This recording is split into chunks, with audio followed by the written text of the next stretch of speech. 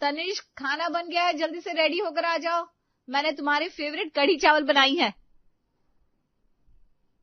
Tanishq ready होकर खाने के टेबल पर आता है। दोनों पति पत्नी खाना शुरू करते हैं। कैसी लगी कढ़ी? अच्छी बनी है ना? ठीक है। सिर्फ ठीक है? तनिष्क, मैंने तुम्हारे लिए इतने प्यार से कढ़ी बनाई है और तुम कह रहे हो ठीक बनी है? अरे कढ़ी तुमने अच्छी बनाई है, लेकिन क्या? माँ के हाथों से बनी कढ़ी में जो स्वाद होता था, वो स्वाद तुम्हारे हाथों से बनी कढ़ी में नहीं है।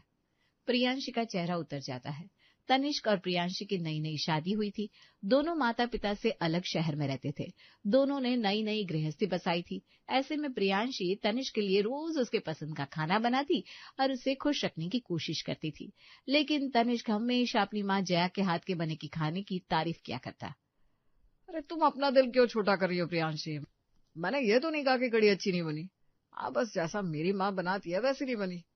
मैं इतना अच्छा खाना बनाऊंगी कि तुम माँ के हाथों का खाना भी भूल जाओगे।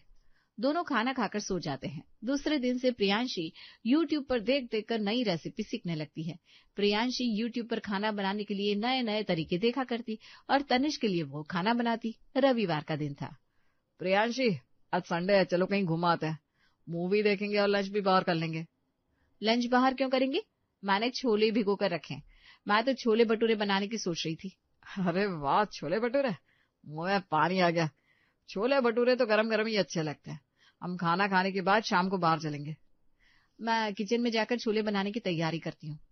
प्रियांशी किचन में जाती है और छोले बनाने के लिए बड़ी मेहनत करती है। YouTube देखकर छोले बनाने लगती है। आज तो ऐसे छोले बनाऊंगी कि तनिष्क माँ जी के हाथों के छोले का स्वाद भूल जाएगा। प्रियांशी सारे मसालों को अपने हाथों से कूटती है। सिलबट्टे पर पीसकर अदरक लहसुन का पेस्ट बनाती है और फिर छोले बनाकर तैयार करती है, जिसके बाद वो गरम गरम भटूरे तलती है। तनिष्क, खाना टेबल पर लग गया है, जल्दी से आ जाओ, नहीं तो भटूरे ठंडे हो जाएंगे। अरे वाह, छोले भटूरे! तनिष्क देखता है कि प्रियांशी ने खाने को बहुत अच्छे से डेकोरेट किया है, जैसे वो किसी रेस्टोरेंट में खाना खाने आया हो। लच्छा प्याज, हरी चटनी, अचार, सलाद, क्या बात है प्रियांशी जी, आज तो हैप्पी हैप्पी संडे हो गया। चलिए खाना खाते हैं। दोनों खाना खाने बैठते हैं। प्रियांशी बार बार तनिष्क की तरफ देखती है और उससे तारीफ की उम्मीद करती है, लेकिन ऐसा नहीं होता। तनिष्क पूरा खाना खा लेता है, लेकिन वो एक बार भी खाने की तारीफ नहीं करता। क्या बात है तनिष्क, खाना अच्छा नहीं बना है क्या? खाना अच्छा लेकिन छोले जैसा मेरी माँ बनाती है ना, वैसा नहीं बना। माँ न जाने कौन से मसाले डालती है, छोले में गजब का टेस्ट आ जाता है।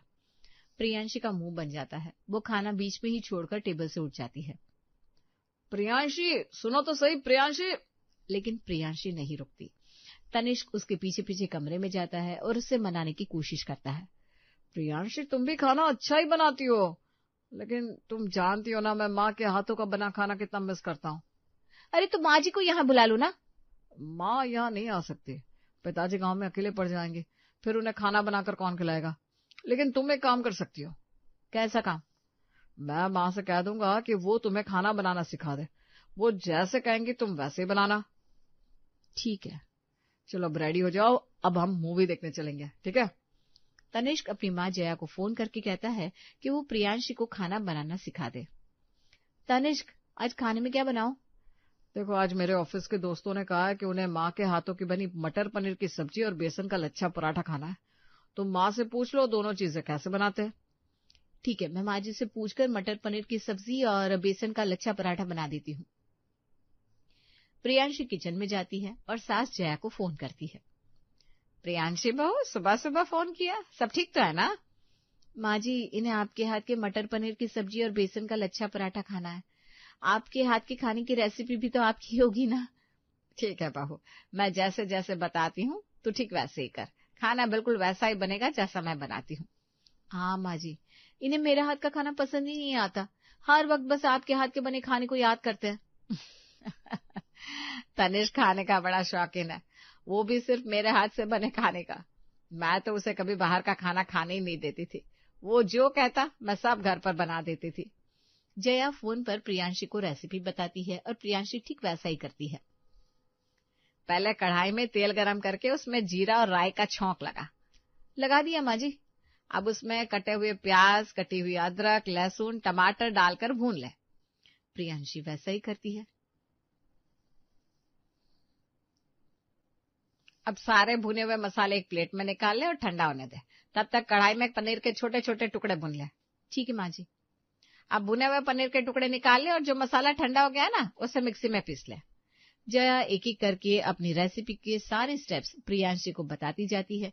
प्रियांशी ठीक उसी तरह से खाना बनाती है और तनिष्क का लंच पैक करती है। ऑफिस जाते समय वो तनिष्क को खाने का डब्बा देती है।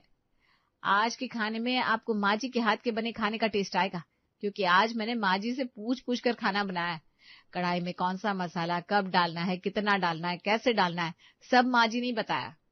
मतलब आज खाने में मजा आने वाला है। डब्बा खोलते ही माँ की याद आ जाएगी। मेरा दिल कह रहा है कि अभी सारा खाना अकेले खा लूं, लेकिन फिर दोस्तों को क्या कहूंगा।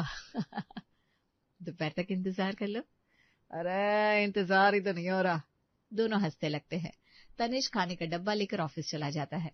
दोपहर में तनिष्क अपने दोस्तों को खाने के लिए बुलाता है। रवि, मनोज, लंच टाइम हो गया यार, खाना नहीं खाना क्या? खाना तो है, लेकिन पहले तू ये बता, आंटी जी के हाथ के बने मटर पनीर की सब्जी लाया कि नहीं? लाया हूँ भाई। माँ के हाथों से बनी मटर पनीर की सब्जी और बेसन का लच्छा पराठा भी लाया हूँ। तनिष्क अपना डब्बा खोलता है। सभी जया के हाथों से बना खाना खाने के लिए तनिष्क के लंच पर टूट पड़ते हैं, लेकिन खाने का पहला निवाला लेते ही तनिष्क के दोस्त कहते हैं, यार तू झूठ भी बोलने लगा, ये खाना आंटी जी ने नहीं बनाया। हाँ यार, हमें आंटी जी के हाथ से बने खाने का स्वाद पता है, उनके हाथ से बने खाने की बात ही अलग है। बस ये खाना किसने बनाया? ये खाना प्रियांश ने बनाया है, लेकिन उसने सारा खाना माँ से पूछ पूछ कर बनाया। चल कोई बात नहीं, भाभी को हमारी तरफ से थैंक यू बोल देना। नहीं तो भाभी हमें कभी घर नहीं बुलाएगी, और पता चला कल से घर से तेरा भी दाना पानी उड़ गया। सभी दोस्त हंसने लगते हैं। बात मजाक में उड़ा दी जाती है, लेकिन तनिष्क माँ के हाथ से बने खाने के स्वाद को बहुत मिस करता है। शाम को जब तनिष्क ऑफिस से घर लौटता है, कैसे लगा आज का खाना? माँ की याद आ गई ना? माँ की याद तो जरूर आई, लेकिन याद इसलिए आई क्योंकि खाने में वो स्वाद नहीं था। आज तो मैंने माँ जी से पूछकर सारा खाना बनाया था, अब कहाँ कमी रह गई? कोई बात नहीं प्रियांशी, आज तो तुमने शुरुआत की है, धीरे धीरे माँ की तरह खाना बनाना सीख जाओगी। अच्छा, माँ से पूछना वो लौकी के कोफ्ते कैसे बनाती है। आज रात के खाने में लौकी के कोफ्ते बना लो। प्रियांशी रात का खाना बनाने के लिए किचन में जाती है और जया को फोन करती है। जया, किसका फोन है? प्रियांशी बहू का फोन है, उसे फोन पर खाने की रेसिपी बतानी है। आजकल प्रियांशी मुझसे पूछ पूछ कर खाना बनाती है ना। सुबह शाम उसे फोन पर रेसिपी बताने से अच्छा है तुम शहर क्यों नहीं चली जाती? कुछ दिन बहू के पास रहकर उसे खाना बनाना सिखा दो। फोन पर कब तक ट्रेनिंग दोगी? मैं शहर चली जाऊंगी तो आपको खाना बनाकर कौन खिलाएगा? आपको तो खिचड़ी तक बनानी नहीं आती। कितनी बार कहा है, थोड़ा तो खाना बनाना सीख लो। खाना बनाना मेरे बस की नहीं है, तुम शहर चली जाओ, मैं भी तुम्हारे साथ चलूंगा। इधर प्रियांशी फोन पर जया का इंतजार कर रही थी। हेलो माँ जी। हेलो। हाँ बहू बता, आज मेरे बेटे ने क्या फरमाइश कर दी है? माँ जी ने लौकी की कोफ्ते खाने हैं। ओहो, लौकी के कोफ्ते। मैं लौकी के कोफ्ते बनाती थी तो तनिष्क उंगलियों के साथ प्लेट और कढ़ाई तक चाट चाट कर खाता था। चल, मैं तुझे कोफ्ते बनाना सिखाती हूँ। पहले लौकी को छिलकर उससे कद्दूकस कर ले, उसके बाद उसे गर्म पानी में थोड़ी देर उबाल कर ठंडा कर ले। ठीक है माँ जी। प्रियांशी ठीक वैसा ही करती है। अब 2 कटोरी बेसन ले, उसमें हल्दी, नमक, अजवाइन डाल दे, थोड़ा पानी डालकर उसे मिक्स कर ले। इस तरह जया फोन पर प्रियांशी को पूरी रेसिपी बताती है। प्रियांशी वैसा ही करती है और लौकी के कोफ्ते बनाती है। जब कोफ्ते बनकर तैयार हो जाते हैं, तब प्रियांशी टेबल पर खाना लगाती है और तनिष्क को खाने के लिए बुलाती है। खाने की खुशबू तनिष्क को बहुत पसंद आती है। खुशबू तो वही है, शायद खाना भी वैसा ही हो जैसा माँ बनाया करती थी। अरे वैसे ही बने कोफ्ते, क्यों नहीं बनेंगे? माँ जी से पूछ पूछ कर बनाया, यहाँ तक कि माँ जी से पूछे बिना मैंने कढ़ाई में एक बूंद तेल तक नहीं डाला। अब खाकर बताओ कैसे बने? तनिष्क कोफ्ते खाता है। कोफ्ते ठीक ही है, लेकिन आखिर बात क्या है? माँ से पूछकर बताने के बाद भी सब्जियों में वो स्वाद क्यों नहीं आ रहा? तुमने सच में माँ से पूछकर कोफ्ते बनाए या कोई सपना देख रही थी? तनिष्क, तुम अपनी माँ को ही बुला लो, अब वही आकर खाना बनाएंगी। अरे यार प्रियांशी, मैं मजाक कर रहा था, तुम तो बुरा मान गई। दूसरे दिन, तीसरे दिन और अब रोज रोज प्रियांशी जया से फोन पर खाना बनाना सीखने लगी। कई दिन बीत जाते हैं। प्रियांशी लगातार अपनी सास जया को फोन करती और उसके बताए गए तरीकों से खाना बनाती, लेकिन फिर भी तनिष्क को खाना पसंद नहीं आ रहा था। अरे यार, मजा नहीं आ रहा। अब तो मैं दूध भी माँ जी से पूछ कर उबालती हूँ, फिर भी पता नहीं कहाँ कमी रह जाती है। तनिष्क सोचता है कि माँ को यहीं बुला लेता हूँ, फिर पता चल जाएगा कि आखिर कहाँ चूक हो रही है। वो यहाँ आएंगी तो अपनी आंखों के सामने प्रियांशी को सब कुछ सिखा देंगी। वो जया को फोन करता है। माँ, तुम और पिताजी थोड़े दिन के लिए हमारे पास आ जाओ ना। क्या बात हो गई बेटा, तेरी तबीयत तो ठीक है ना? माँ, मैं बिल्कुल ठीक हूँ। तुम यहाँ आकर प्रियांशी को खाना बनाना सिखा दो। उसके हाथ से बने खाने में वो बात नहीं है जो तुम्हारे हाथ से बने खाने में है। ऐसा कैसे हो सकता है? मैं तो उसे हर खाने की रेसिपी बताती हूँ और वो ठीक उसी तरह से खाना भी बनाती है जैसा मैं बताती हूँ। लेकिन फिर भी माँ, वो आपकी तरह खाना नहीं बना पा रही है।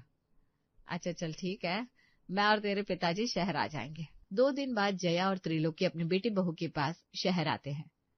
प्रियांशी, ये देखो कौन आया है। प्रियांशी कमरे से बाहर आती है, सास ससुर के पैर छूकर आशीर्वाद लेती है। माँ जी, पिताजी, आप लोग फ्रेश हो जाइए, मैं आप लोगों के लिए चाय बनाती हूँ। नहीं प्रियांशी, आज माँ चाय बनाएगी। माँ, गुड़ वाली चाय बना दो ना। ये क्या तनिष्क, माँ और पिताजी लंबा सफर करके गांव से शहर आए, माँ जी थक गई होंगी और तुम उन्हें चाय बनाने के लिए बोल रहे हो। अरे तुम नहीं समझोगे प्रियांशी, माँ गुड़ वाली चाय बहुत अच्छी बनाती है। गुड़ वाली चाय ही बनानी है ना, मैं बना देती हूँ। अरे नहीं नहीं नहीं, माँ चाय में न जाने कौन सा मसाला डालती है, उसे पीते ही सारी सुस्ती भाग जाती है, शरीर में फुर्ती आ जाती है। क्यों माँ जी, चाय में नागिन का दूध डालती है क्या? अरे ऐसी कोई बात नहीं है प्रियांशी बहू, तू रसोई में चल, मैं जैसे जैसे कहूंगी वैसे ही चाय बनाना। प्रियांशी जया को लेकर रसोई में जाती है। सबसे पहले चाय बनाने का पतीला ला। प्रियांशी एक बड़ा सा 4 लीटर का पतीला चूल्हे पर चढ़ा देती है। तो इतने बड़े पतीले में चाय बनाएगी? छोटा पतीला ला बहू। माँ जी, हमारे पास तो यही पतीला है, छोटा वाला नहीं है। अरे लेकिन 2 लोगों के चाय बनाने के लिए ये पतीला बहुत बड़ा नहीं है? माँ जी, आप तो जानती है हमने सारे बर्तन नए खरीदे हैं, इन्हें यही पसंद आया था तो हमने ले लिया। जया प्रियांशी को गुड़ वाली चाय बनाने की रेसिपी बताती है।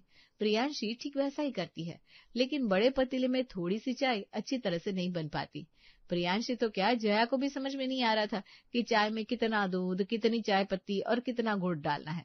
जब प्रियांशी सबको चाय पीने के लिए देती है। माँ, मैंने कहा था ना चाय तुम बनाना, इसमें वो स्वाद ही नहीं है। तनिष्क बेटा, तो थोड़े दिन रुक जा, मैं सब ठीक कर दूंगी। धीरे धीरे प्रियांशी को सब सिखा दूंगी। भाई मैं तो चला फ्रेश होने, बहुत थक गया हूँ। त्रिलोकी अपने कमरे में फ्रेश होने चला जाता है।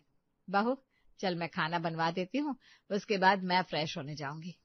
दोनों सास बहू किचन में जाती है। देख, मैं ना गांव से ताजे ताजे पालक लाई हूँ। तनिष्क को आलू पालक की सब्जी बहुत पसंद है। तू कढ़ाई चढ़ा, मैं तुझे बताती हूँ सब्जी कैसे बनानी है। प्रियांशी चूल्हे पर बहुत बड़ी कढ़ाई चढ़ाती है। इतनी बड़ी कढ़ाई? पूरे मोहल्ले के लिए सब्जी बनाएगी क्या, या घर में मेहमान आने वाले हैं? नहीं नहीं माँ जी, मैं रोज इसी कढ़ाई में सब्जी बनाती हूँ। हमारे पास तो यही कढ़ाई है, सेल में सस्ती मिल रही थी तो हमने ले ली। बहुत मजबूत और टिकाऊ कढ़ाई है। अरे लेकिन 2 लोगों की सब्जी बनाने के लिए ये कढ़ाई बहुत बड़ी है। माँ जी, इतनी बड़ी कढ़ाई सस्ती में कहाँ मिलती है, मिल रही थी तो हमने ले ली। काम आ जाएगी, अभी हमारे काम आ रही है ना। अरे ये कढ़ाई तेरे काम नहीं आ रही है, तू जबरदस्ती इससे काम ले रही है। चल सब्जी बनाना शुरू कर। प्रियांशी जया के डायरेक्शन में सब्जी बनाती है। जया देखती है कि बड़ी सी कढ़ाई में थोड़ी सी सब्जी सिमट कर रह जाती है। मसाले जल जाते हैं और आधी सब्जी तो कढ़ाई में कहाँ चिपक जाती है पता ही नहीं चला। जब सभी लोग खाना खाते हैं तो उन्हें खाने में कोई स्वाद नहीं आता। बहू, आज तनिष्क ने चना दाल तड़का और मीठे पुलाव बनाने को कहा है ना? प्रियांशी 5-5 लीटर के 2 कुकर निकालती है। अरे बहू, क्या 15 लोगों का खाना बनाएगी या अपनी सहेलियों को दावत पर बुलाया? नहीं माँ जी, खाने के लिए तो हम 4 लोग ही हैं। अरे तो छोटा कुकर निकालना बहू, इतने बड़े कुकर में दाल और पुलाव कहाँ सिमट जाएगा, कुछ पता भी नहीं चलेगा। छोटा कुकर नहीं है माँ जी, ये कुकर हमने सेल में। हाँ हाँ समझ गई, ये कुकर तुम दोनों ने सेल में सस्ते में ली होगी। हाँ माँ जी। जया प्रियांशी को चना दाल तड़का और मीठा पुलाव बनाना बताती है। जया देखती है कि प्रियांशी ठीक उसी तरह खाना बना रही है जैसे जया बनाती है। प्रियांशी खाना बना लेती है, लेकिन हर बार की तरह वही होता है, किसी को खाना अच्छा नहीं लगता। तनिष्क की माँ, गांव में तो तुम अच्छा खाना बनाती हो, शहर आकर खाना बनाना भूल गई हो क्या? या बहू को खाना बनाना सिखा नहीं पा रही हो? अरे मैं कुछ नहीं भूली हूँ, ना ही बहू की कोई गलती है। बहू तो खाना वैसे ही बना रही है जैसा मैं उसे बताती हूँ। फिर प्रियांशी के हाथ से बने खाने में तुम्हारे हाथ से बने खाने का स्वाद क्यों नहीं आ रहा? स्वाद कैसे आएगा? तुम लोगों ने सेल में सस्ते बर्तन खरीदने के चक्कर में बहुत बड़े बड़े बर्तन खरीद लिए, जो तुम्हारे खाने का स्वाद बिगाड़ रहे हैं। लेकिन माँ, हमने सारे अच्छे अच्छे बर्तन खरीदे हैं। तनिष्क बेटा, बर्तन सारे अच्छे हैं, लेकिन तुम्हारी जरूरत के हिसाब से बहुत बड़े हैं। बड़ी चीज होना हर बार सही नहीं होता। 2 लोगों के खाने के लिए 5 लीटर का पतीला, 5 लीटर का कुकर और बहुत बड़ी कढ़ाई, इन सब की क्या जरूरत है? तुमने कढ़ाई इतनी बड़ी ले ली जैसे पूरे बारातियों के लिए सब्जी बनानी है, और खाने के लिए तुम 2 लोग। बड़े बर्तन में थोड़ा सा खाना कैसे बन पाएगा बोलो? इसीलिए खाने में स्वाद नहीं आ रहा। शायद बड़े बर्तन में मसालों की मात्रा का पता नहीं चल रहा है, इसलिए खाना अच्छा नहीं बन पा रहा है। मैंने सही कहा ना माँ जी? हाँ बहू तो बिल्कुल सही कह रही है। तो अब क्या करे? सारे बर्तन नए खरीदने होंगे। मैं आज ही प्रियांशी बहू को लेकर बाजार जाऊंगी और किचन के सारे बर्तन बदल दूंगी। शाम को जया और प्रियांशी बाजार जाते हैं। जया बेटे बहू की जरूरत के हिसाब से छोटे छोटे बर्तन खरीदती है। माँ जी, ये कुकर हमारे लिए ठीक रहेगा ना? अरे नहीं नहीं बहू, ये 3 लीटर का कुकर है। तुम दोनों के लिए 1.5 या 2 लीटर का कुकर ठीक रहेगा, तभी तो तेरी दाल गलेगी। और ये छोटी सी कढ़ाई, ये तो ठीक है ना? अरे नहीं भाई, ये कढ़ाई भी तुम लोगों के लिए ज्यादा बड़ी है। जया दुकानदार से कहती है। भैया, इससे छोटी कढ़ाई दिखाओ जिसमें केवल 2 लोगों के लिए सब्जी बन जाए। ये लीजिए बहन जी, ये हमारे दुकान की सबसे छोटी कढ़ाई है। इसमें 2 लोगों के लिए सब्जी बड़े आराम से बन जाएगी। माँ जी, ये कढ़ाई तो बहुत छोटी नहीं है। बिल्कुल नहीं, 2 लोगों के लिए एकदम परफेक्ट है। तू बस देखती जा, मैं किचन के सारे बर्तन बदल दूंगी, तब जाकर खाने का स्वाद बदलेगा। इस तरह जया सारे बर्तन छोटे छोटे खरीदती है, जिससे तनिष्क और प्रियांशी की गृहस्थी अच्छी तरह चल सके। बर्तन खरीद कर सास बहू घर आती हैं। खरीद लिया बर्तन? हाँ जी, किचन के सारे बर्तन बदल दूंगी। जया किचन में जाती है और सारे बड़े बर्तनों को एक कार्टन में पैक करके रख देती है। ये बर्तन कभी पार्टियों में काम आएंगे, जब 10-15 लोगों का खाना बनाना हो। वो किचन में नए छोटे बर्तन रख देती है। प्रियांशी बहू, आज से तू छोटी कढ़ाई में ही सब्जी बनाना। ठीक है माँ जी। रोज की तरह प्रियांशी अपनी सास जया के डायरेक्शन में खाना बनाती है। वो छोटे पतीले में खीर, छोटी कढ़ाई में शाही पनीर की सब्जी और छोटे कुकर में पुलाव बनाती है। सभी लोग जब खाना खाते हैं। आज खाना माँ ने बनाया क्या? नहीं, खाना मैंने नहीं, प्रियांश ने बनाया है। आज के खाने में बिल्कुल वही स्वाद है जो आपके हाथ के बने खाने में होता है। होगा क्यों नहीं? गलती प्रियांशी बहू की नहीं, बड़ी कढ़ाई की थी। जैसे ही मैंने बर्तन बदल दिए, खाने का स्वाद भी बदल गया। क्या सचमुच बड़ी कढ़ाई से इतना फर्क पड़ता है? अब ये भी कहने की जरूरत है क्या? तूने बड़ी कढ़ाई और छोटी कढ़ाई में बनी सब्जी खाकर देख ली ना। बड़ी कढ़ाई में छोटी सब्जी बनेगी तो वो बेस्वाद ही लगेगी। छोटी सब्जी छोटी कढ़ाई में ही अच्छी बन सकती है। उस दिन के बाद से प्रियांशी का बना खाना तनिष्क को स्वादिष्ट लगने लगता है। कुछ दिन के बाद, अच्छा बहू, अब हम दोनों गांव जा रहे हैं। तुम दोनों अपना ख्याल रखना और याद रखना, कढ़ाई कभी चेंज मत करना। नहीं माँ जी, अब मैं समझ गई हूँ। खरीदारी अपनी जरूरत के अनुसार ही करनी चाहिए। जरूरत से ज्यादा खरीदारी बजट ही नहीं, मूड भी बिगाड़ देती है। माँ, अब कब आओगी? जब बर्तन बदलने होंगे। सभी हंसने लगते हैं।